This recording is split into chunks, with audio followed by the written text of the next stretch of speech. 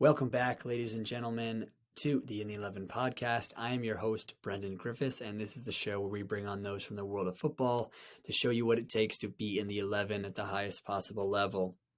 I'm going to keep this one pretty short and sweet because obviously, as you can already hear, my voice is a bit shot. I've been sick for the past week, and progressively my throat and my voice and my cough has just gotten kind of worse. Thankfully, it's not COVID. I just tested negative yesterday, but I don't know what's going on, and I'm doing my best to get healthy. So I apologize for my audio in the episode that you're about to hear. I've been drinking all the tea, taking all the medicine that I can, and I can't seem to shake it right now. So I apologize for that. Luca and Austin are in the 11 this week. Both of them are repeat guests on the show. So if you like what you hear out of these two fellas, go back and listen to their episodes previous. We have an episode with Luca where we talk about his journey in his career. Same with Austin. So I would encourage you to go and listen to those. And today we're kind of talking about what they're up to now, the update on their football career. We just talk about football and life sort of in general, and also what your first contract or first opportunity in the football world probably is going to look like, and some of the traits you might be looking for. So without further ado, like I said, I apologize for my voice, but I'll kick it over to my chat with Luca and Austin. We are joined by two just wild boys right now. If you are familiar with the podcast, you've already heard and seen them before. You know their story, so I'd encourage you to go. And if you haven't, go and check those out. The story of Austin's career and the story of Luca's career is already back there. This is now Luca's third time on the podcast, and third time, guys. Third time guest. He's the all-time leader right now in guest appearances. Austin's getting up there as well, but As I just mentioned here at the top, we're kind of like the Three Stooges rolling in right now. You know, me, I got absolutely no voice to speak of. We have Luca coming in live from what looks very much like a shed in his house. He's sitting on a ladder. And then we've got Austin, who has some sort of filter going on over his video. Not really sure what's going on, but he has a phone from 1947. So, you know, you can't really expect too much out of him. But lads, how we doing? Wonderful. Absolutely fantastic. Love it. Yeah, boys. So the reason I wanted to bring these boys on today was chat a little footy with them, see what the update is, what they're up to, what they're doing. And also the big thing I want to talk about is I feel like I have this common theme when I speak to players about their first ever contract, right? Like the first team they signed with, how it's usually not the place that you wind up spending your whole career. And I think we have some experience with that with some of the first places that we've been to, you know, maybe specifically when we were all linked up together in Germany. I know that was like the first kind of contract for me or kind of place that I was at. But first of all, let's get into it. Austin, last we checked in with you, I believe you were in Mexico at the time still. So yes, sir. Talk to me. Came over Mexico. What was next? So I came back from Mexico. I stayed up in the Seattle area, tried to get a little bit of job, save some money up so I can go on my next adventure, which eventually carried me back to Germany. I went over there on trial for a few different teams, and then stayed around for one in particular up in Hamburg, which phenomenal city, by the way. And then in August, I plan on going back. It was a verbal invitation to come back, so you never know with those kind of things. But as far as right now, I'm planning on going back to Germany in August. Very nice, very nice. What is the club that you are anticipating going back to, and kind of what's the situation? Yeah, it's FC Suder Elba. They are in the Oberliga Hamburg, which is the 5th division. This boy's got the accent. As far as already. Bro. Oh, I've got the accents. I've got all the accents. that was sweet, man. Yes, lads. All right, sorry, I cut you off. You're going to the Oberliga Hamburg. Oh yeah, you got to work on yours, brother. Yeah, you got that Danish accent coming in. Drink some more tea and then give it another try. Get that chamomile going, huh? That chamomile. Wow. Yeah, you had to restart because your voice is gonna crack. That's why you just had to take a double take on that one. Huh? Facts, dude. It's probably going to crack 6 more times in this.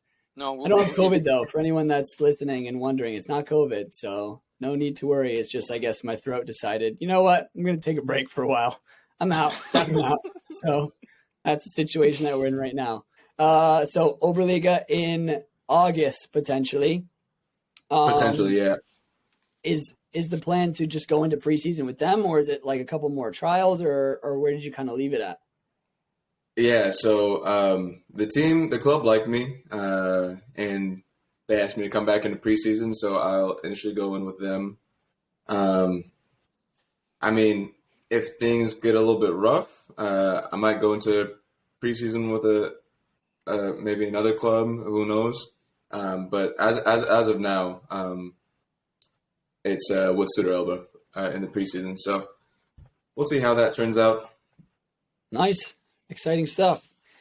Now over to the big man, Luca. Last we left you. Well, I don't think everyone knew at the time last we recorded what you were up to next, but since we recorded, where have you been? Tell us. Well, all right. I was in Finland on trial with a third division team called IIK Evaskila, which that took me about 3 weeks to figure out that was how you said that. And it was a nice experience. It was different. Finland, Scandinavia, as Brennan obviously knows, is a kind of a culture shock in a lot of ways. Finland is a lot different from the rest of those countries, I think. The people, the way they go about their business, the way that they live, the culture, everything kind of encompassing it is, it's different. So it was nice, but the football was good. The players were good. It was a high level, and unfortunately, it didn't really work out. But that's the nature of the beast. Yeah. So when you say different, right? You say it's a very different culture. It's a very different experience. Is that kind of in relative to the States, or is that relative to other places that you've been in Europe, or what do you mean by that? Definitely relative to all the places that we've been in. Going to when I was training in Italy, it was, it's such a loose atmosphere. The air is thin. You can breathe easy. You can communicate with people. It's not really a problem. Going to Spain, people are really friendly, and even in Germany too. Like people are not closed off. They're not sort of like, I don't know. There's a feeling of seclusion, and learning when you're in Finland, when you're actually in the country, you learn about the history of the country and why the people are kind of like that. And it's tough to figure out, but once you figure out, you realize and you understand it, But yeah, definitely comparative to where else I've been, it was very difficult to integrate initially, And as you guys know, being on trial, the integration with the squad is so crucial to like the success of the trial, and when you can't really find that right string to pull, it leads to a lot more difficulty when you're playing. Yeah, so I think there's probably a lot of players who are listening that have had that experience, right? Have gone into a trial and they haven't really been able to mesh with the group that they've been thrown into. So can you talk to us a little bit about what that is actually like? And then maybe we can throw it to Austin as well to see if he's ever had an experience like that, where he's been on a trial and just for whatever reason, things aren't seeming to click. Absolutely. Well, I mean, when I was over there, first of all, their ideas of fun are a lot different. It's like, for vacation, the Finnish people typically like to go north, which just makes no sense to me at all. And like, but communication was impossible because these were guys, and in Europe, most people speak English. Yeah, I mean, communication is a beasting. I mean, like the language is, and if you don't get over that hurdle and are able to relate to your teammates or your potential teammates, um, it leaves you isolated, and it makes you feel like you're outside every circle possible. And no matter how, comfortable that the coach might want to or try to make you feel, you'll go back to the locker room and you almost feel, even though you're sitting in a room full of people who share similar interests and values and, enjoy the same thing that you do, you feel totally alone, and it's really tough because that bleeds into your football, and then it can affect you in all sorts of ways. Austin, hearing that story from Luca there, is there a time or a specific trial that you can think of that kind of resonates the same for you? Definitely. And actually, most recently, when I was in Germany, this most recent time, like I said, I was there for 3 different clubs. 2 of them, I got along with the club and the teammates very well. One of them was just atrocious. They were just so cold. So this was a club over in Dortmund. And I mean, the manager who I was communicating with, he was really nice, really friendly. But then when I get to training, I talk to the coach and I'm like, hey, my name's Austin. I'm the new guy. I'm the trialist. And then he's like, yes, sit over there. I'm like, oh, okay, yes, sir. And then even before the practice starts, how you just like kind of pass the ball around, do like, I don't know, some juggling or something like that with like the other teammates. And I'm just trying to find someone to like pass with. And I'm like, I try to get in like with like 2 other guys. I'm like, hey, I'm here. pass me the ball. And they just look at me and they just don't pass it. And I'm like, all right, brother. Like, Jesus. And that was just like the whole kind of vibe, the whole training session. And so like Luca said, if you can't really mesh with the team, like you just something about your game just like goes down. At least for me, and I had one of the worst training sessions of my life that day, and did not get asked to come back. Really? So that was definitely an experience, but I know that it happens sometimes. So you just have to take the L and move on, Yeah, I think having those experiences is kind of important for a player to have because it kind of reminds you that when you go into these situations, a lot of the players that are already there look at you as the enemy or look at you as the threat to them because exactly. It's quite clear that you're coming in there to try and take the shirt off of somebody else's back. And there's some clubs, there's some players that they will still welcome you and they understand that's just the nature of the competitive game that we play. And those are usually the best situations where we all play really well. But there's some where they treat you like the outsider and because they don't want you to come in, they don't want you to be a part of the club. And those are the situations where you have to have a really strong mental fortitude to be able to still go and perform at your best. Because, the higher and higher up that you go, the more the atmosphere is going to be like that because now there's more money on the line. There's more job security that's up for grabs kind of. And it just becomes that much more cutthroat as you get a little bit higher. Did you kind of notice that, Luca? Because, in Finland, I imagine that was maybe one of the higher levels that you've trialed at or maybe one of the higher levels that you've had an experience with. Did you notice a little bit of that? Was that why you maybe saw that coldness kind of? Oh, yeah. Absolutely. My mind thinks back, Austin saying that thing about them not giving you the ball in a simple kind of like friendly way to, just introduce yourself.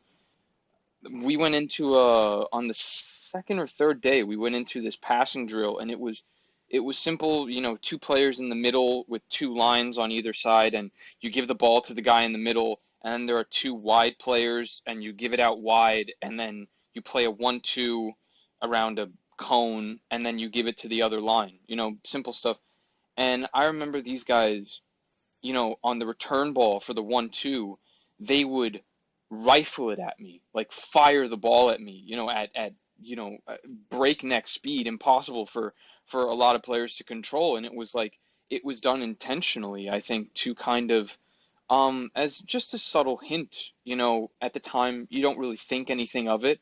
You, as a footballer, you just kind of have to laugh it off and keep it moving, or else it's gonna, destroy you. And because that sort of thing is a blatant sort of sign of, I wouldn't call it disrespect, but it's just, it's like, we don't really want you here, and as, playing with a professional team, or as Jyväskylä, we're trying to be professional team, because the way the structure is with Finland, financially, it's really tough to be able to pay your players in the third tier. But you definitely got an air of animosity around the club. You got young players who have grown up there since they were kids. They've been playing in the club since they were 9 years old. And yeah, I mean, that club is like everything to them, or it means a lot. And when you have a foreign kid, the only kid in the team who spoke English, it was like, well, we're not so keen on having somebody like that, an outsider, just walk into the team. And even if you can offer something and help the team, we'd rather be comfortable rather than have to deal with the uncomfortability of you being here. Yeah. Yeah, 100%. And it's why, the trial is a test for a lot more elements than just what you can do on the football pitch. The trial is like really just a test of your will and your strength when it comes to on the field and off the field as well. How you can conduct yourself over the course of that. It makes me think back to, I had a couple weeks ago, I spoke to a player. His name's Chase Boone, and he played in Denmark, and now he plays over here in the States.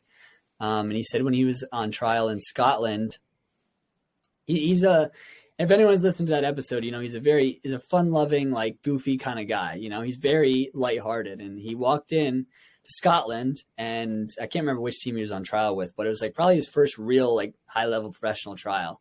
He just walks into the changing room and is like, "Hey guys, like I'm the new guy, I'm Chase. Where can I get my training stuff?"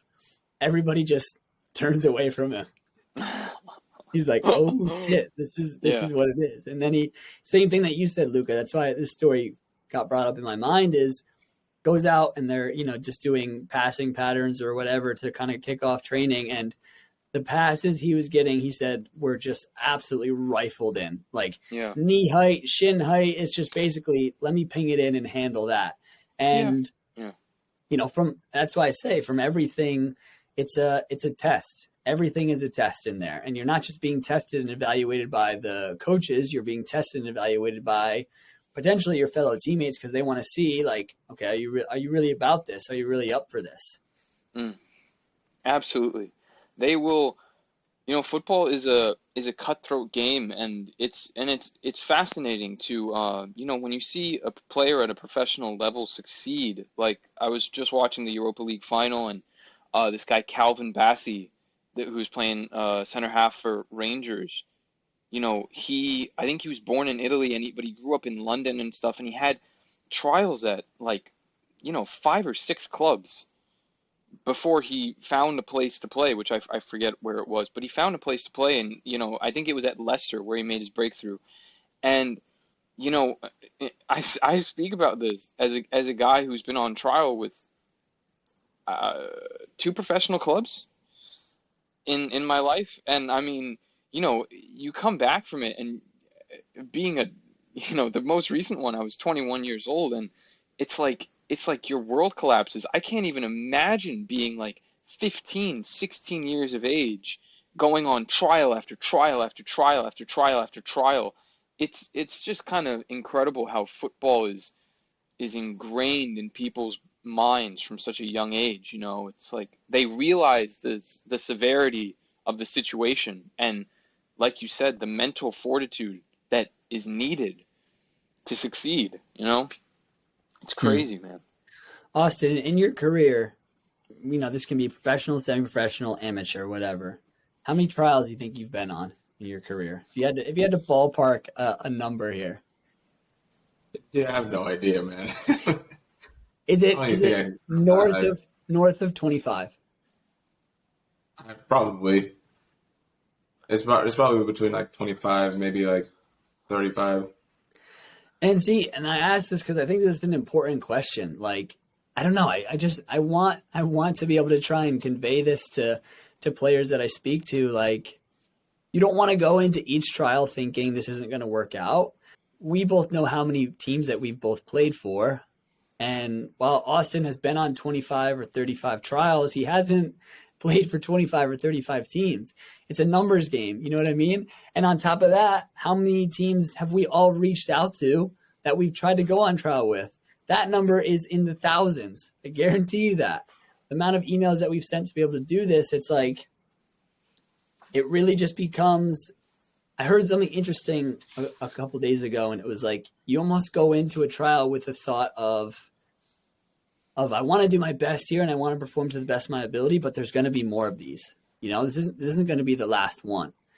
And I think that's important for players to try and understand is, like, when you go in, sure, you want to go and you want to try and make that team, but there's going to be other opportunities, because even those players like Luca just mentioned at the highest level, it took them 5, 6, 7, 8, 9 times to actually find a fit where somebody was going to take a chance and believe on them. Mm-hmm. How do you feel about that, Austin? Like, does it just kind of feel like when you go on a trial, all right, that's another notch in my belt? Or is it more kind of each one has its own demoralizing effect and then you pick yourself up and brush yourself off? Honestly, at this point, it's more of like, all right, that's just another notch in the belt. That's just another team down. Because honestly, a lot of the times when teams reject me, it's not even because of like my skill level. It's they're just not looking for anybody, or just they're just not looking for my position. Like, I come into trial, but they're looking for like a center mid or a striker. Like, they don't need a center back. They don't need a fullback or anything like that. And so that, I would say the majority of the times that I've been cut, it's because of that. But yeah, like I said, at this point, it hurts because it feels like it seems like you don't want me. But you just gotta get a little bit, I guess, numb to that. You can't really get too like bogged down too much on that, if that makes sense. No, it completely makes sense. And it's also why I think I've had this argument with people before. I get frustrated by the narrative of when a player even transfers to another club, and it's a big time transfer, right? For a lot of money. Those players at the top level and they go to a new club and they're only there for that first year and they're not coming in absolutely smashing it. Everyone considers them a bust. Like, Jack Grealish goes to Man City for, 100 mil plus and hasn't performed to what everyone's standards of him are. And now it's like, oh, that's the worst signing in Premier League history. Yeah. No, he's been Timo Werner too. He's been there for one season. He's playing with probably the best players he's ever played in his entire life, the best manager he'll ever play under in his entire life. You have to give players a chance to get adjusted.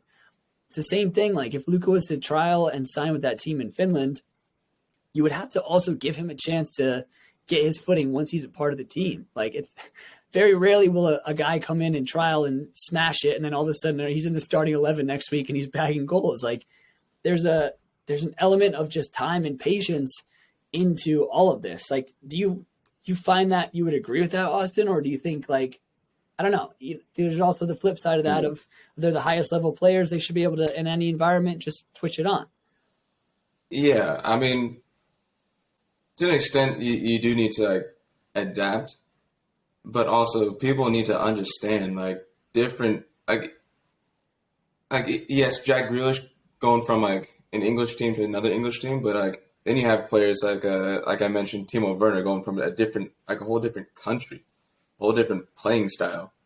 Uh, like even Messi, he had a slow start when he moved to France because he's been playing in Spain his whole life. It's just like a different type of culture. You need to adapt to it. Like for me, it sounded kind of conceited when I went from Messi to me, but for me, same level. Same. well, yeah, we're the same. Yeah. But when I went from Germany to Mexico, oh my days, the difference! Like I remember within like the first month, maybe the first 2 months, I had already gotten like 3 red cards. Because like it's just like the playing style. Like yeah, and used to like that's just style of play. Like that's just what happens on the field. That's not to mention you're speaking a whole new language. The climate is drastically different. Like, oh my god, yeah. There's a lot of factors that go into like transferring, like players transferring to different clubs that people just don't even think about.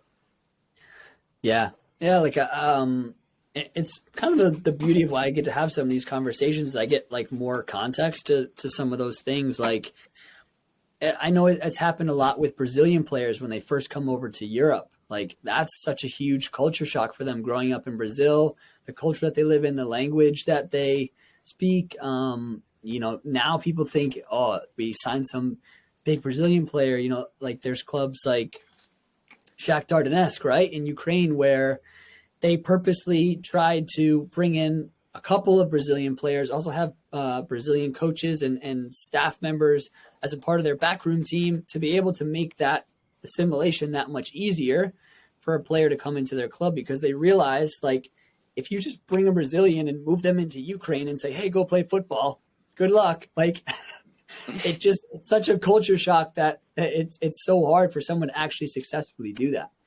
Luca, I mean, do you agree with our sentiment, disagree with our sentiment? Like, what's your kind of take on it?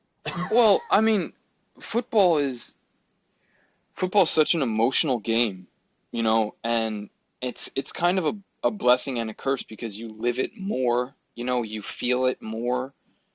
But it also means that when you feel it more, that things affect you more, kind of, it's and little things like, going out to a restaurant, it's like Austin said about Messi going to PSG, it's like things about, I don't know, maybe the way Spanish people kind of accepted him compared to the way that the French people might view him is something that can affect his mentality and just sort of, it can weigh on him. And those things, I always hear, pundits in especially in England, and they always talk about, oh, footballers, they need to have this like ironclad mentality where nothing from off the pitch can enter on the pitch, because it's like a cardinal sin for some guy to have thoughts running around in his head other than football, which is just ridiculous. It's like, people are people. Marcus Rashford has struggled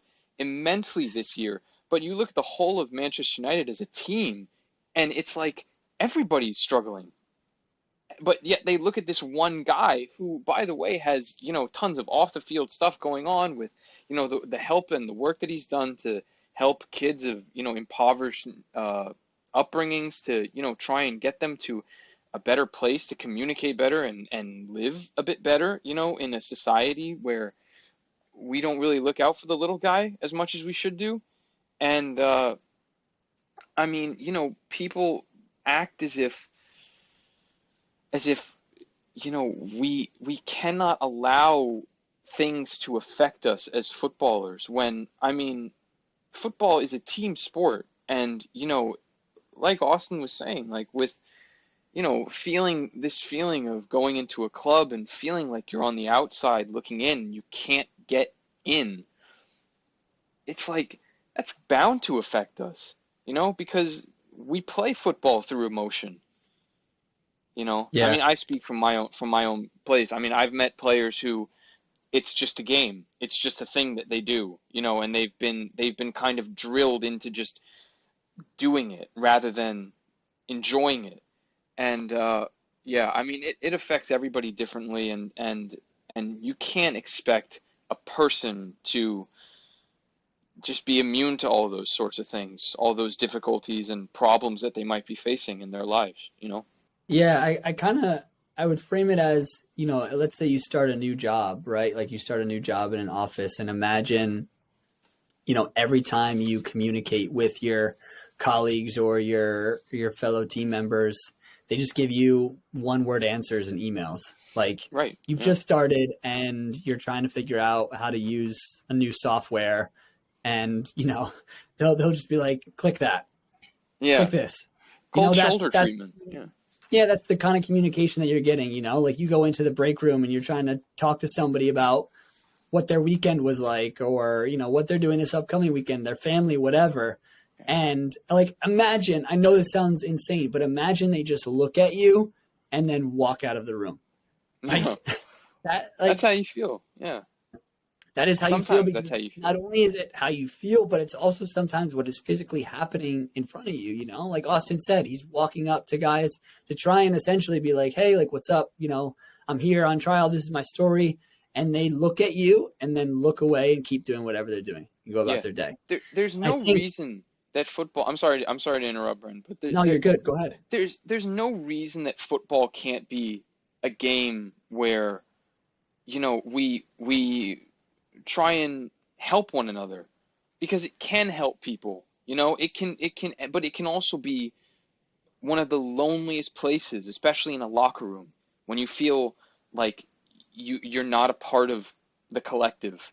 I mean, it can make you feel so alone. And in my opinion, there's no reason that football cannot be a way of allowing people to assimilate better.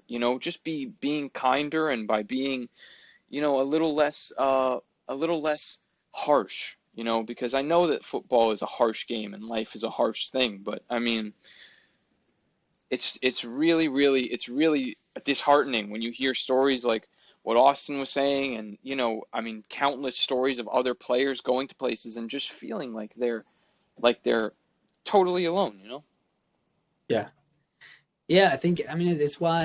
It's a big reason why, I don't know, for me, for all of us though, we started playing football and we got so obsessed with it because of the social aspect of it, the camaraderie of it, the camaraderie of being with a team, being in a changing room, being, going through these trials and tribulations together as a group. And that was a huge shift for me when I got into the pro side of things, was realizing that it's not quite always like that kind of insulated environment that you have in the changing room isn't always quite what you imagined it was going to be, and it isn't what it was when you were a youth. I look back, I know we've spoken about this kind of a lot, but I look back at Germany and I think, as much as I look at how difficult that was of a time, if we didn't have the locker room that we had, the changing room that we had with the guys that were in it, it would have been a hell of a lot worse. If we were in a situation where everybody was German or Brazilian, or no one that we could actually communicate with, we didn't have each other to go through that with, it would have been a hell of a lot worse. I'm curious if you kind of ever look back at that, Austin, as well, and think sort of the same thing, because I know I look at it and I'd say, obviously hindsight's 2020, but I look at it and I think, maybe it wasn't actually as hard as I made it out to be. And maybe time is just the great equalizer for that. And now, as I'm this far removed, I don't think it's that bad anymore. Yeah, man. I look back at it, and obviously there are definitely lows, very, very harsh lows that came with that season. But at the same time, if it wasn't for that, we would have never met. We would have never had this friendship that we got here. It's just a lot of friends that I made, actually. Like when I was down in Tijuana, there was I went up to San Diego to watch Eddie, one of our teammates, now playing for what are they, San Diego Albion now. Used to be 1904 in the NISA. Catching up with him, and Yeah, like, as much as there was lows, there was definitely a lot of highs as well. Exactly. But Yeah. it just took a little bit it just took a while to actually like, realize that. Yeah. Yeah. Like this friendship right here, this podcast wouldn't even be happening without Germany, without that German experience. And I think it's maybe what has made some of the times after we left Germany, like some of the trials that we've been on, Luca's experience in Finland, some of Austin's other experiences in Germany, maybe a little bit not more challenging, but just challenging in a different way. Because it's like you didn't have those same guys, that same group to kind of go through it with. You know what I mean? Yeah, exactly. So Luca, what's it been like for you since coming home from Finland? Uh, well, I don't want to make it sound like I'm reacclimating to like I've been to Mars or something and I'm just getting back to Earth for the first time, but it's it's weird. I mean, I was in Finland in the dead middle of winter, and it was like you want to go out for a morning walk, and instead of shoes, you should really bring like a pair of ice skates to go walk on the sidewalk because there's about two, like maybe 3 inches of ice covering the sidewalk, and it was like it was it was just bizarro. And coming back home, you have to readjust. You have to readjust your mind, your temperament, and one of the big lessons that I've learned throughout my disappointments is kind of leaving it at the door. You can't really bring that stuff, especially if you come back and you're with family. Uh, because how it's sort of the way that we wrap ourselves up in football. It will like eat away at you if you let it, and especially if you have a significant disappointment. So just learning to put it in its box and sort of, not really dealing with it, but dealing with it incrementally, like while you're in your own head and you're alone and you're with your own thoughts, it can really, really benefit you. And yeah, but rejoining, you know, rejoining my family and being back at home, it just makes everything feel a little bit better. It's funny. As soon as you started to say that, it just made me think I had the same experience when I came home from Denmark. And like, Right. to be completely honest with everyone, it's only really been until probably the past 2 to 3 months where I've started to actually feel kind of back to normal and back to like sort of okay. You know what I mean? Like Right. the Yeah. when I first got home that summer, I was just I don't even know how to describe it. I was a mess. Yeah. Like I didn't know which way was up, basically. Inconsolable. Yeah. And that kind of progressed on into the fall of like actually kind of figuring out how do I navigate forward from this? Like, okay, I just came out of this shitstorm. How do I take a step forward? And now it's like coming into the new year in the past month or two, it's like I can finally start to figure it out. And I sometimes think about it and I try and contextualize it and say, how did something that seems so small, like going over to, play football in this other country for a couple months, have this whirlwind of an impact on me? And I think I had to stop doing that. And I think, I would encourage you, if you're going through the same thing, to stop doing it as well, because it's like, it's huge, Yeah. And I know you said, I don't want to make it seem like I'm coming back from Mars, but man, like for us, we just say these things like, oh, I packed up my bags and I moved to Tijuana, or I moved to Yeah. Finland, or, I went on trial here, there, and everywhere. Like we say that like it's nothing, we say that the same way that other people say they got in the car and went to CVS to pick up soap. Like, and they're not equivalent. Like I said something to someone the other day, like, yeah, I packed up my stuff and I got a one-way ticket to Germany and I lived out of a suitcase forever long. And they're like, you understand how drastic that is, right? Like how actually, and this isn't a podcast to just pat the three of us on the back, but it's an incredibly brave thing to do. Whether we achieve what we want to achieve or not, just the fact that we actually went and did it, like that's a huge thing that not a lot of people do. not a lot of people take that risk. So I would encourage you to kind of give yourself a little bit of that slack and that leeway, and not beat yourself up. And I know that you're not the same type of person as me, but just in case you are feeling the same way, I think it's important. Absolutely. And on that note, what I realized, especially recently, is whenever I tell anybody like, oh yeah, I was living in Tijuana for a little bit, I was living in Germany for a little bit, the first question everybody asks is like, by yourself?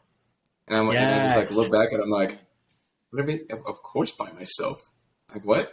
And then I realized like a lot of people just like, that's just like out of the question, just like just packing your bags and moving to some place where you don't know the language. But like for us, it's like, yeah, of course we'll do that. Like for soccer, yeah. Hell yeah. I love that you bring that up, right? Because I get the same thing. Because people go, wow, you did all by yourself, all alone? Oh, I can never do that. That's the one I love too. And they go, oh, I can never do that. Like then they kind of put it back on you, like you're some sort of alien freak that you went and did this. Or an idiot, yeah. Yeah, or an idiot, right? Yeah. And that's the one I get. Yeah. Yeah. I mean, who knows? Like, sure, maybe we are idiots, but at least we're idiots who like fucking tried something. You know what I mean? Like that response that we get of, oh, you did that by yourself. But I like the shift that it's created within the community of other footballers that we talk to, like with each other, and other footballers that we know and like connect with, that as soon as we know like a guy is on trial somewhere and that, that by yourself moment, it's like you always make sure you try and hit them up whenever you can. And if they call you, you try and get back to them ASAP, because you know what that's like. You know what it's like to be in an apartment by yourself. You've just had a shit training session and you need to talk to somebody. Like, I know I've been there. Luca's been there. Austin's been there. We all been there. Like one of my good friends, Liang, like when he was in Germany, or our good friend Liang, every time he would hit my phone, like even if I couldn't call him back right away, always was like, I'll call you here. I'll call you then. Because I knew how important that is. Because that a lot, like people say that, oh, you went there by yourself. You went there all alone.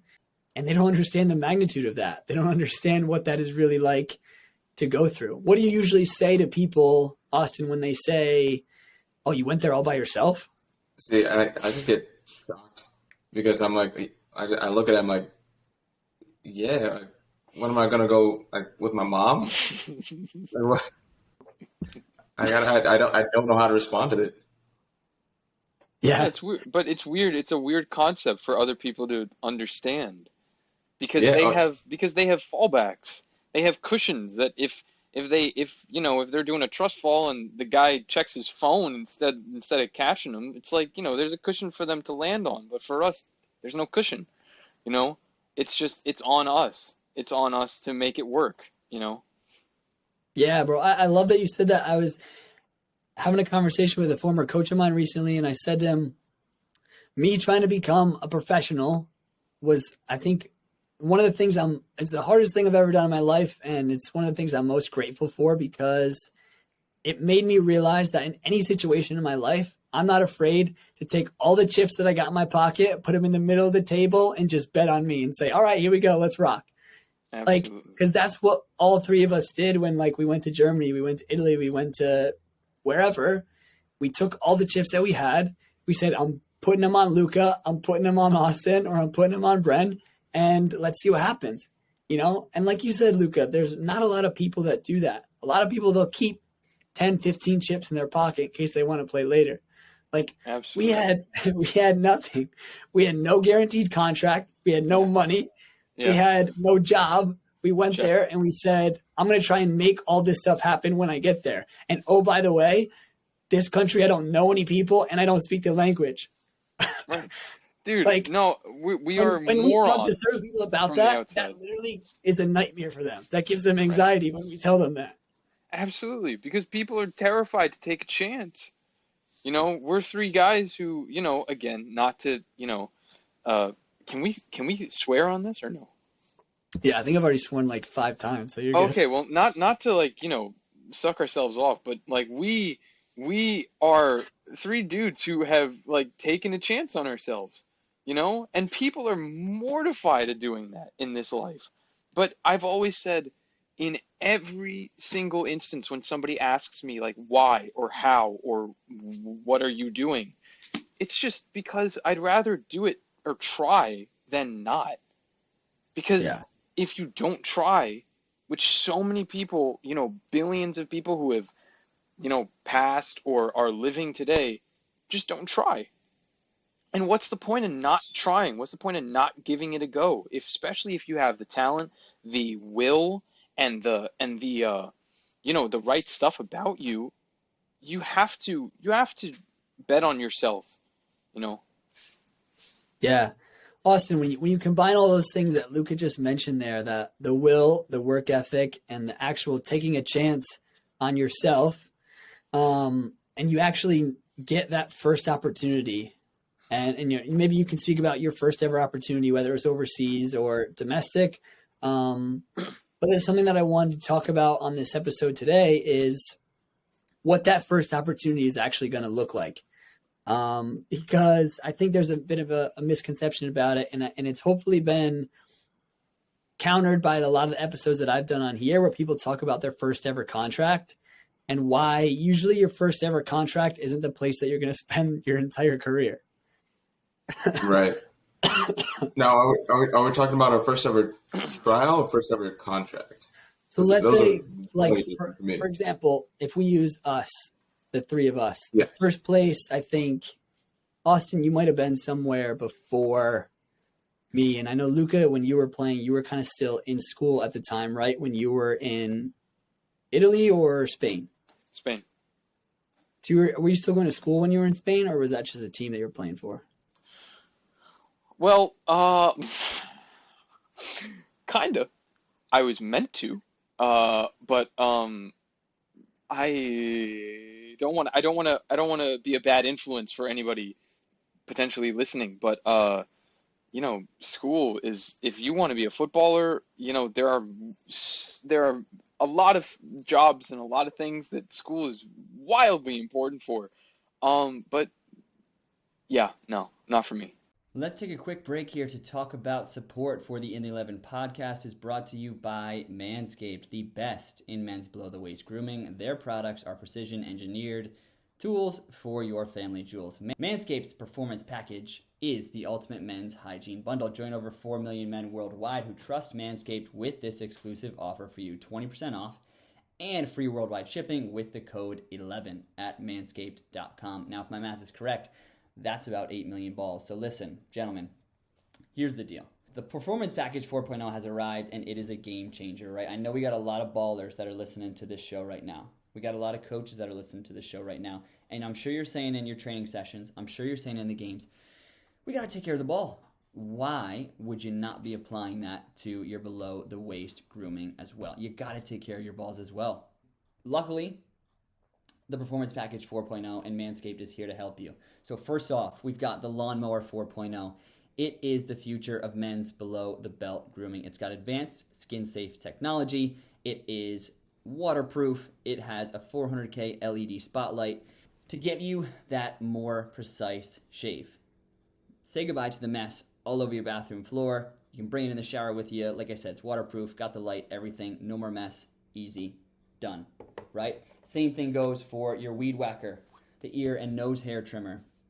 You've got that proprietary skin-safe technology, which is going to help reduce nicks, snags, and tugs. It is also waterproof as well. Now, when it comes to your men's hygiene routine, when it comes to your ball routine, yeah, we got to talk about it, guys, because you got a routine for everything else, right? You've got a pregame routine, you've got a postgame routine, you've got a recovery routine, but some of you might not have a routine for your balls, and you got to change that. So you got to get the Crop Preserver Ball Deodorant and the Crop Reviver Ball Toner. You don't want to be that one, right, that comes in after the match and you've played 90 minutes, maybe you played well, maybe you bagged a goal, right, and it's just an absolute jungle down there and you're trying to clean and it's just, it stinks and no. Gone are those days, right? And who knows? You got a special someone, came out to see you play, right? Maybe you bagged a goal, maybe you got a clean sheet, maybe it was your debut, right? You want to be ready because I don't know what's going to go down after that game. That's up to you. Now, with all of that good stuff that I've just mentioned to you there, Manscaped has also hooked you up because in the Performance 4.0 package, they have also thrown in some extra goodies for you. They've thrown in the Manscaped boxer briefs, and they've thrown in a Manscaped little travel tote bag for you to carry around all of your Manscaped products. So you're on the road, you've got an away day, you're on the bus, you've got something, and you're equipped to bring all of your products with you on the road. Time to take care of yourself. Your balls are going to thank you. You got to go to manscaped.com. You'll get 20% off and free shipping if you use our code here at In the 11 Podcast. Use code 11, ELEVEN, to get 20% off and free shipping. So that's 20% off with free shipping at manscaped.com and use code 11. Unlock your confidence and always use the right tools for the job with Manscaped. So actually, I remember last time I was on the podcast, we kind of brushed over this a little bit. And to that point, I think if you're at the level to like go ahead and go out and trialing, I think you can skip school. That being said, if you still need to like, if you're still developing, I think a college soccer, like getting in like that development, I think that is also a very valid way to go about it. So I think you just gotta take a look at yourself, be able to have good self-evaluation, say like, hey, am I ready to go to that next step, or should I, stay here, play for a JUCO, D3, D2, D1 for a little bit, and then move on. Like you just gotta like recognize it. Yeah, but on Austin's point, it's like, realism is the enemy of football. Because, I mean, I can't tell you how many trials I've been on, and, if I'll go in with other trialists, how kind of diluted their perception of themselves can be, It's like, I don't want to put myself above anybody, but it's fascinating to see especially with young footballers of a younger generation. It's sort of their ideas and their views on football and on life is just completely different to my own and to a lot of other people, and it can really affect that sort of decision making that Austin was talking about. It's like your reality, or what you perceive to be your reality, can be different from what the truth is. So you got to take a hard, long look at yourself, especially if you're going to make a decision like that, because it's football. We've been trying for years to break into it, years, not months, not a matter of, or maybe not 1 or 2 years. I mean, this has been continuous, like, banging your head against a wall, and most of the time it doesn't yield the results that you want it to, until it does. Exactly. And I think to Austin's point on that, I know Luca and I spoke about this on our first episode. I think we did, where I said, you have to also evaluate who you are as a person, how you're going to handle adversity outside of football itself. Because I know for me at 18 or 17 or 18 years old, I wasn't prepared to just pack up and move to Europe and be able to live. Luca was, like Luca has been doing this for years now and has lived in all these different countries, and he's been able to do that. And so you have to know yourself in that regard too. Because I think it kind of circles back to what I really want to talk about today here is, for a lot of us, like let's use Germany as our example, right? That was maybe our first real big opportunity. Why is that not the place where you'll usually find a home for the rest of your career? You know what I mean? I kind of look at it as like kind of like a parallel to like, regular 9-to-5 job. Mm-hmm. Like that's our starting job. That's not where we want to finish, Like, yeah, some people have like their boyhood clubs that they grew up through, grind through the ranks, and then like eventually make, onto the first team. But if you're just trialing around, it's kind of like when you're just out of college and then you're looking for your first, I don't know, let's go engineering job, and then you like find this one small company, and then eventually you work your way up to like a good position at like a well established engineering place. Mm. Yeah, so like that's a point that you just hit on right there. Is one of the things is you'll probably wherever you go first, the level might actually be lower than the level that you are, right? Like you aren't going to usually be able to go in and play at your level right away. Like if you go over to Europe, you're probably going to have to take 1 to 2 steps down from what your level actually is to then be able to perform there and then make the jump up to higher, right? Like, would you agree with that, Luca?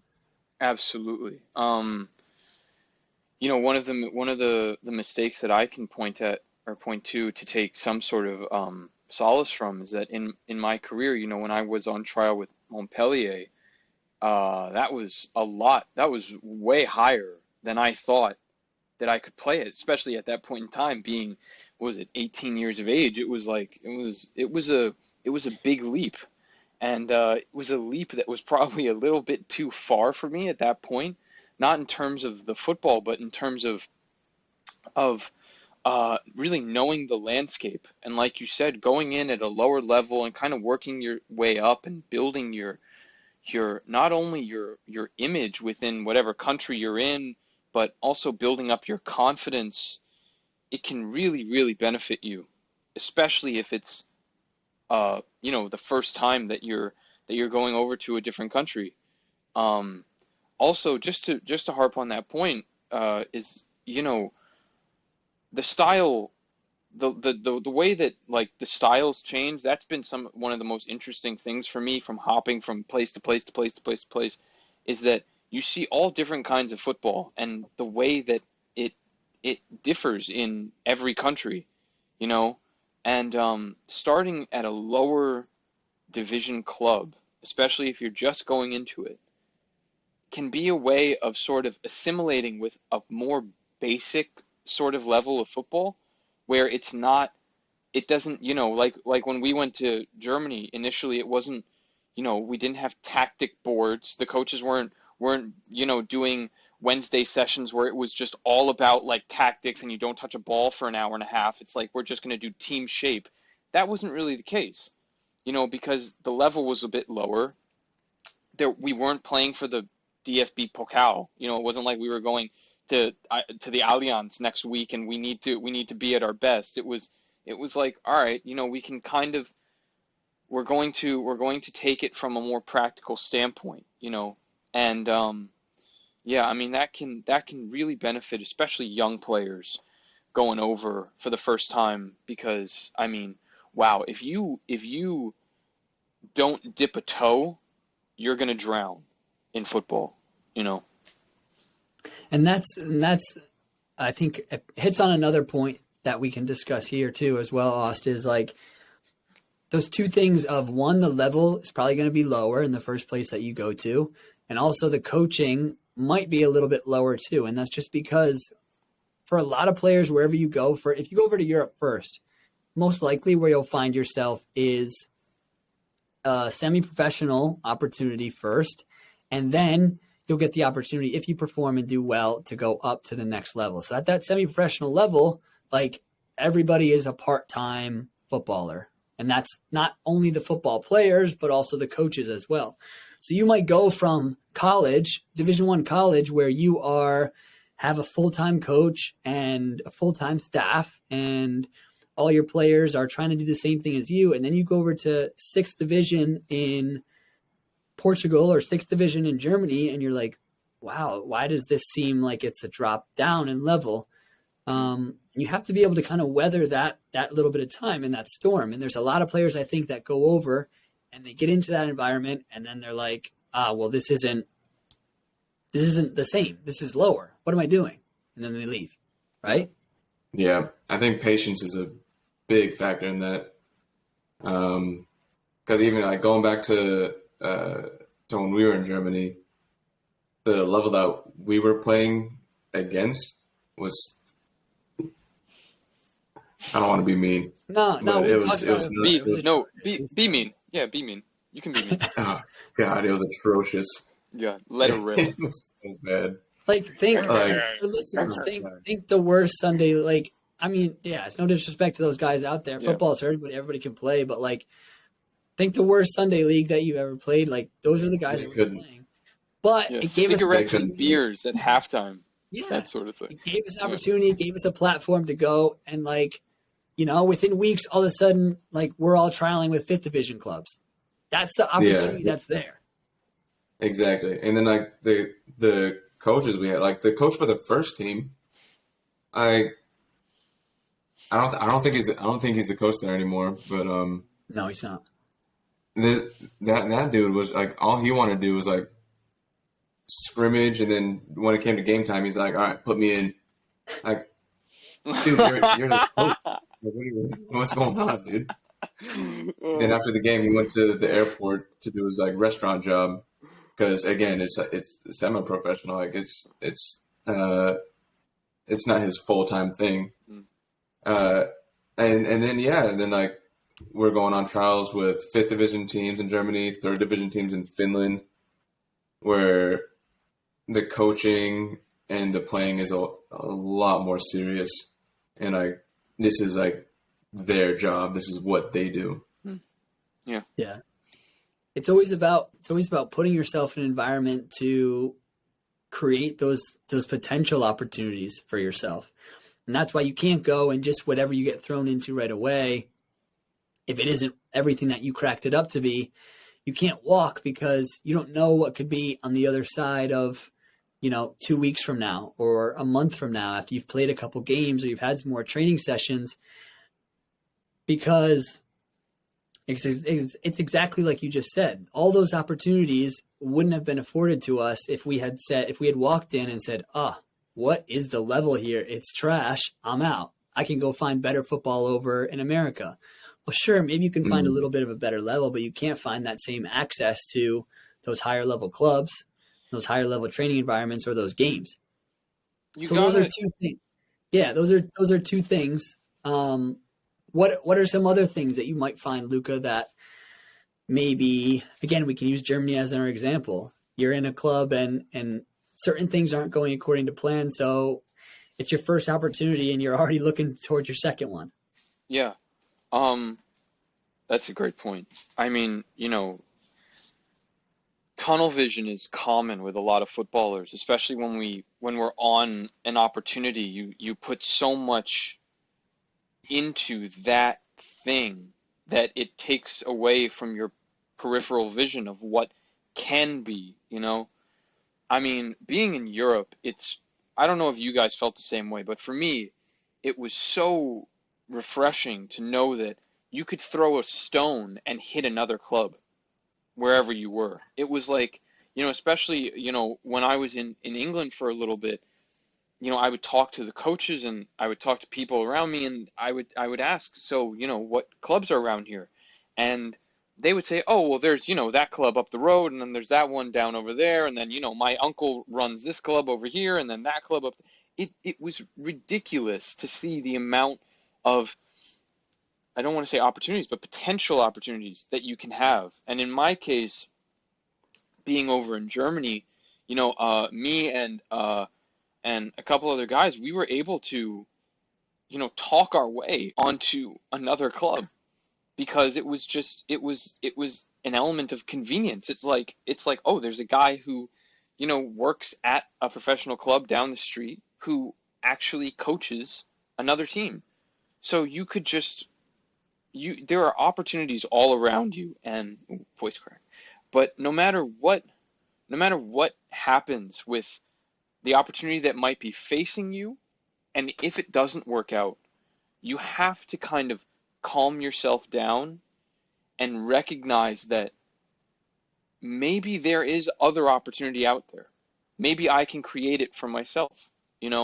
One of my biggest mistakes was when I was in Italy.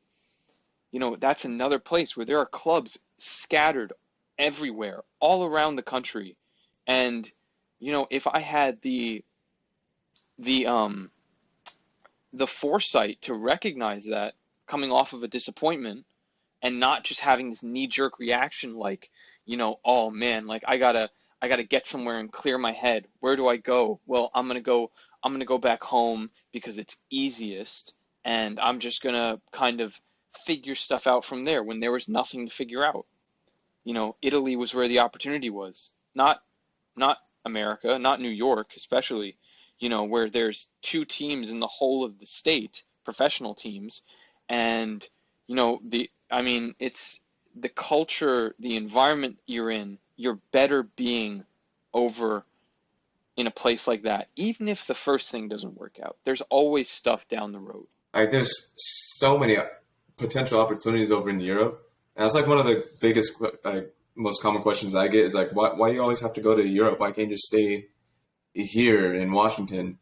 And I'm like, well, I mean, if we're talking professional teams, there's like in Washington, there's 2 Sounders and then the Sounders reserves team. And then even with like, Tacoma.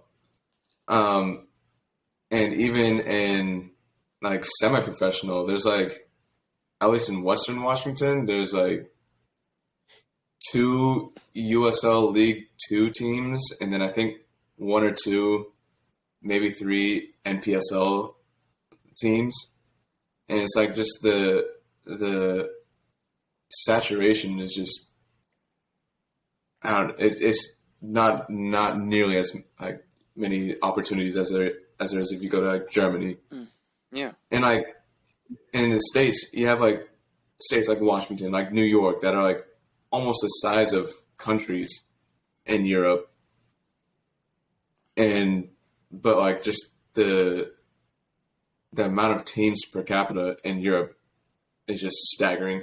Yeah. So yeah, it depends on what you're looking for out of an opportunity, right? Like if you're staying in Washington and you want to play for a USL2 team, you're probably going to get better living conditions. You're probably going to get a pretty decent training environment, maybe decent facilities that you'll play for, good competition in your games, right? You compare and contrast that with what you might get out of if you go to 6th or 7th division in a place like Germany or a place like England.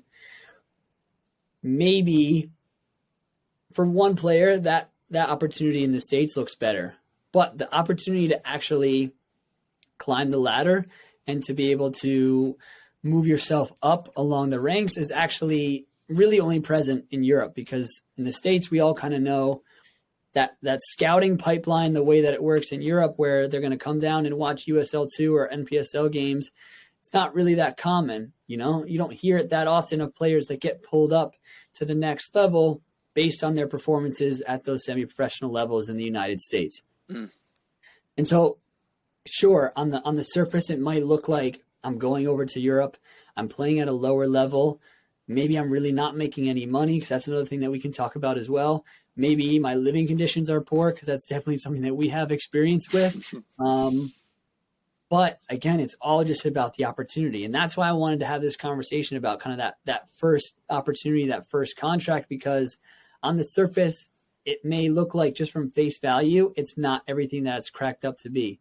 But really, you have to think of it as that investment, right? Like that $10 that you're putting into your bank account, sure, it's not going to yield anything right now because it's just $10. But it's the fact that you're getting it at an interest rate, and it's hopefully going to, with time and with performances, you're then going to yield something on the back end from it. So, and I don't want to discredit anyone that wants to go and play in the States. If that's what your dream is, if that's what your goal is, like, by all means, go for it. We all know players who have grinded it out in the States and somehow been able to figure out a way to get from USL2 to the pros, but it's really, really challenging. And it's also, I don't know, I don't want to like discredit it, but like, I feel it's a bit of an easier path, if that makes sense. Like, would you guys agree with that? Like, I think in a way it's actually a little bit harder to go and take that leap and go over to Europe and try and make a name for yourself there, and then bring that sort of resume over here. I mean, is that agree or disagree, would you say, Luca? Well, I feel like, when we look at our own experiences, it's easier for us to say that what we did is more difficult I think in Yeah. actuality, I think, everything comes with its own set of difficulties, and, you know, they're all unique to each situation. I think the point the point that you do have when you talk about the movement from between leagues in the US, which is basically non-existent because players don't really have the opportunity to get promoted. They don't have the opportunity to get relegated. So eyes are on you at a certain level, but they don't really change. It's not as if take, John Smith, who plays on a USL League Two side. There might be some scouts from the USL League One coming to see him. There might be some scouts from the USL Championship coming to see him. But, it's always going to be taken as, okay, he's on a USL League Two team. He's a good player. Can he make it at the USL League One? Maybe. But there is this disconnect where I feel like there are a lot of players in the US who are just not really given the opportunity to move up because they're in a place. And in Europe, that doesn't exist. In Europe, you could be playing for a club in England that's in the south of England, and you'll have teams from the north, from, the Midwest, the Mideast of England coming down to see you. There's ample opportunity all around you. And it's a really connected sort of system that you're in, no matter what level, whether it's grassroots or whatever that you're in. It's the same goes for Germany. The same goes for many other countries around Europe. But I do agree with you in the respect that in the U.S. that pathway is very difficult to navigate. So much of it relies on contacts. Who was your coach in college? Who was your coach at the USL League Two, the theoretical USL League Two side that you're playing at? And who does he know, rather than what you can do on a football pitch. And I think I was probably a bit harsh on the American pathway as well, but I want to bring up the point of, for even those players that get their first opportunity in the United States, like Austin mentioned the league, NISA, I think it's called before, right? Where a lot of former players that we played with in Germany are in that league now. And that's a league where you might think from the outside, okay, it seems like it's a bit established. They have some good branding. They have some good marketing. There's decent level of players that are there. It's a professional level, so to speak. That should be a good place for me to break in. And we've talked to some of those guys. We kind of know what those contracts are like, what those actual living situations are like. And they're not everything that they're cracked up to be either. I mean, we can even be transparent because one of our former teammates, Spencer Muller, who's a guy who's big on YouTube and does a lot of stuff, came out and said his contract with LA Force was $300 a month. So imagine having to figure out how to live in LA, like one of the most expensive cities in the world, and you're a professional footballer and you get paid $300 a month. It's ridiculous, right? That's also another part of this is like wherever you go first probably won't be where you're able to extend that career for a super long time, because even if that you have a fantastic season and you say, all right, let's renegotiate my contract. Like if you ask for a complete doubling of your contract, you're still only at $600 a month. Yeah. Yeah. No, you just got 100% raise. And now, oh geez, I'm not even cracking a G a month.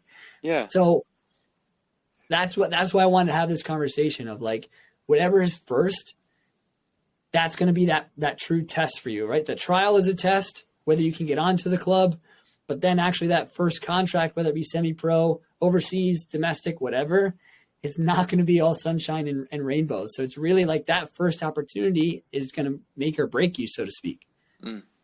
Yeah. Dude, just to build up on your point, in Finland, they were not able to pay their players, but they had agreements, sort of unwritten agreements, unspoken agreements where, spoken agreements, where, we would pay for your food, the club would, or we'd help you with your rent for an apartment or something like that. So they're even though they can't give you money, it's like, we will help you. And this was not just for me, this was for Finnish players, guys who lived there, guys who were going to school or doing stuff like that. They were helping them in some way. And I heard a story, with the neighboring club or one of the rivals of the team that I was trialing for, where they would tell me that this club is the club where they don't help you at all. And they had a training session. I see one guy riding in on a bike with sandals on. And it's like, and he's wearing like raggedy clothes, and he comes to go train for this club. And I just thought to myself, like, that's awful. Like, he's probably biking, I don't know how many miles, because it wasn't a club, or the location where you were training, it wasn't close to a lot of residential area, so it was a ways away. And I mean, you could just kind of see that I mean, there isn't a lot of infrastructure, especially at lower levels, to support players. But when you look at a place like, I mean, what is NISA? Is NISA like the fourth tier of the U.S. football? I think it's third. Yeah. I think it's like on par. I think it's like Right. on par with USL League One. Yeah, that's the thing. Is like we'll start a new league and then say it's the same level as another league. Like, right. But that's not really confusing. true, is it? I mean, obviously, I'm not. You never know. Like, you can argue till you're blue in the face that one's better than the other. It's like Exactly. It's like arguing which basketball team is going to win the NBA playoffs. Like, some people say Golden State, some people say Boston. Like, we're Right. never going to get to a true actual bottom of the answer. Right. I mean, it's just it's kind of baffling that, like you said, a league comes out and they say that they are equivalent to such and such league, but they're the other league that they're saying that they're equivalent to or better than actually has some sort of support structure for its players, or at least from the outside looking in, that's what it seems like. But when you look at considering it as the fourth tier of American soccer, right? I mean, you look at other countries across the world, and the fourth tier is usually a sort of, I mean, dependent on the country, obviously, dependent on the infrastructure of the country and, what they can actually afford to give players. It's usually a well taken care of, in a relatively developed country, it's usually a well taken care of step for players, hearing that getting paid $300 a month at a professional level club is like, that's really, really rough. I mean, like, especially to be in LA, if you were in bumfuck Idaho, then maybe that's cool because you can farm corn in the meantime. But that's like, that is something, man. LA is not, LA is no cheap seat, I apologize. Hey, hold on. The Brandon, Idaho listeners that are out there. Sorry. Yeah, I was about to ask. Do you know your demographic in Idaho? Yeah, if we got any Idahoan listeners. Idaho listeners. I think we just lost all of them. Let's cross that one off the list. Yeah, they're gone. Austin, what are some of the conversations that you're having with clubs when you're going? Because Luca brings up a really good point there. Early on in your career, you might be negotiating a contract that maybe isn't necessarily a contract where you're going to get paid per game or per week or even per month, but maybe it's, hey, can you hook me up with an apartment? Can you help feed me? And maybe could you get me a job? Like, maybe could you get me a job that's outside of football to help support me? And then I'll just play, for free, but I'm doing something on the side. Like, what are those conversations that you're having with clubs trying to negotiate those types of deals? Yeah, and actually in Suda Elba, we were actually discussing that before I left. Like, they were saying, hey, we can pass you some, we can give you some money. Like, it won't be that much because it was the end of the season. Finances were a little bit tricky to get around. But they're offering to pay me a little bit. They hosted like camps and stuff like that, and they said You can be a coach and we'd pay you for that. They'd help with a little bit of food. But for me at that moment in time, the most important thing was if they could provide an apartment or just a bed for me to stay at. Because in Hamburg is very expensive. It's like one of the most expensive cities to live in Germany. So even with like a little bit that they said that they would be able to pay me, it would have been just really rough to like find a place to actually live and then pay for like food and everything else like that on top of everything. So like that's the kind of stuff that I talk about, that I have in my discussions. Like I want housing, like that's like a staple. Like if you can't pay me like actual cash, that's fine, as long as you can like get around that with food, accommodation, at least giving me like a extra job on the side, you know? Yeah.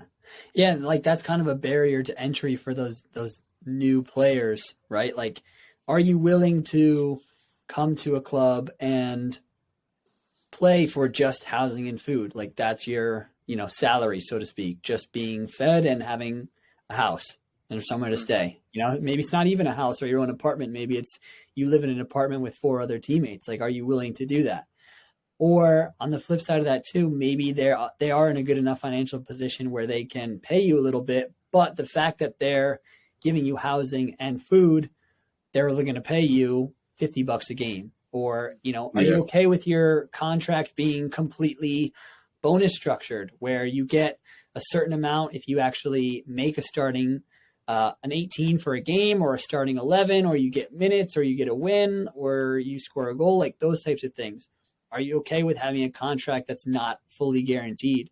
Like those are, again, what I kind of bring up here, those barriers to entry for those newer players that are going into opportunities. And it just comes down to those first 1 or 2 contracts. Are you willing to kind of grind it out a little bit? Because then on the back end, hopefully then you can come to the negotiating table with a bit more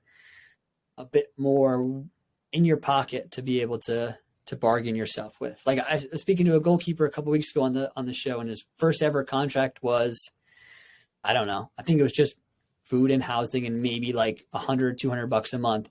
And then when he was over in Sweden, his first contract with this club was way lower than what he wanted. It was $1,000 a month. That was all he was being given. But then once he started playing well, he already had a resume under his belt. Then he walked into the owner's office and was like, hey, listen, we need to negotiate this. Like, I've done really well for you guys. This is what I want. This is what I need to be able to get to continue to move forward with this club. But that only happens if you stick it out. That only happens if you stick it out, you perform, and then you have that leverage of, yeah, I played for just housing and food forever long, but now it's time for us to have a different conversation if you want to keep me around and use my services. It's those barriers to entry in the beginning. You know what I mean, Luca? Yeah, football has to be your foundation.